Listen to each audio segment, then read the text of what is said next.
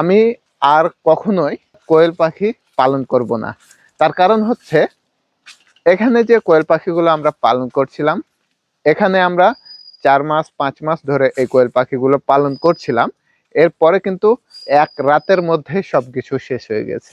আপনি একটা জিনিস করলেন, হয়তোবা আপনি 5টা ছাগল কিনলেন, আপনার কাছে 20টি ছাগলের সমান ক্যাশ আছে।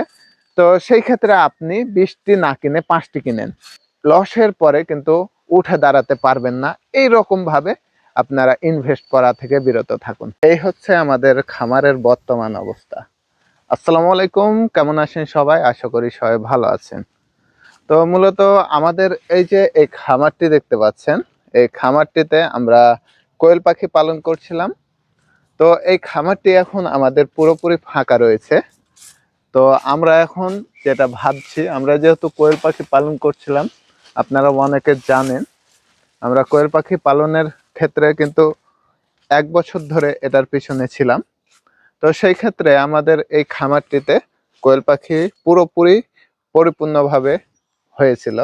তো একটা দুর্ঘটনার ফলে কিন্তু আমাদের এই খামারের কোয়েল পাখিগুলো সবগুলোই বিক্রি করতে হয়েছিল, এবং এর সাথে সাথে কিছু পাখি মারা গিয়েছিল। তো যাই হোক, আমরা এখন এই খামারটিতে কি তুললে ভালো হবে বা কি করলে ভালো হবে, সেটা কিছুদিন থেকে কিন্তু আমি চিন্তা ভাবনা করছি। তো আমাদের এখন এই খামারটি পুরোপুরি ফাঁকা রয়েছে। তো মূলত আমি ভাবছিলাম যে আমি আর কখনোই এই খামারে বিষয়ে অর্থাৎ কোয়েল পাখি পালন করব না। তার কারণ হচ্ছে, এখানে যে কোয়েল পাখিগুলো আমরা পালন করছিলাম, এখানে আমরা 4 মাস 5 মাস ধরে এই কোয়েল পাখিগুলো পালন করছিলাম। এরপরে কিন্তু এক রাতের মধ্যে সবকিছু শেষ হয়ে গেছে। তো এখন আমাদের খামারটি পুরোপুরি একেবারে ফাঁকা হয়ে আছে। তো এখন আমরা যেটা করব, এখানে যেহেতু আমরা এখন একেবারেই পরিত্যক্ত অবস্থায় খামারটি পড়ে আছে, সেহেতু আমরা এখানে যেটা করব, তো আমি প্রথমত ভাবছিলাম এখানে আর কোনো কিছুই করব না। আপনারা অনেকে জানেন, আমার যারা ভিডিও দেখে থাকেন আপনারা অনেকে জানেন যে আমার এই খামারটি আছে, এই খামারটি কিন্তু পুরোপুরি ভাড়ায় নেওয়া। মূলত আমরা এটা বাৎসরিক হিসাবে ভাড়া নিয়েছি এই খামারটি। তো এই খামারটি ভাড়া নেওয়ার পরে আমরা প্রথমবারের মতো কোয়েল পাখি পালন করছিলাম। তো সেই ক্ষেত্রে আলহামদুলিল্লাহ ভালো পরিমাণে আমাদের কোয়েল পাখি পালনের ক্ষেত্রে ভালো একটা পজিশন ছিল। তো যাই হোক, এখানে একটা দুর্ঘটনার ফলে কিন্তু এই অবস্থাটা হয়েছে। আসলে আমরা যারা কোয়েল পাখি হোক বা অন্য কোনো বিজনেস হোক, প্রথমত যখন বড় লসের সম্মুখীন হতে হয় তখন কিন্তু আমরা ভেঙে পড়ি। একটাই কথা বলি, আপনারা ভেঙে পড়বেন না। যেখানে হারিয়েছেন সেখানেই খোঁজার চেষ্টা করেন, তাহলে কিন্তু আপনি সেখান থেকে একদিন না একদিন কিন্তু আপনি সফলতা হবেন। এই যে বললাম, হাঁটতে কিন্তু সাথে সাথে পারে না। আমরা পৃথিবীতে আসার পরে কিন্তু হাঁটতে শিখি না বা হাঁটতে পারি না। পর্যায়ক্রমে আমাদের পড়তে হয়, অনেক সময় ছাল চামড়া উঠে যায়, অনেক সময় পড়ে যায়, অনেক সময় অনেক সমস্যা হয়। সেই ক্ষেত্রে কিন্তু আমরা এই হাঁটাটা ছেড়ে দেই না। ছেড়ে যদি দিই তাহলে আমরা হাঁটতে আর পারি না। তো যেহেতু আমরা সর্বশেষে হাঁটতেই পারি, সেহেতু আমরা এখানেও এই ক্ষেত্রগুলোতে ভালো কিছু করতে পারবো।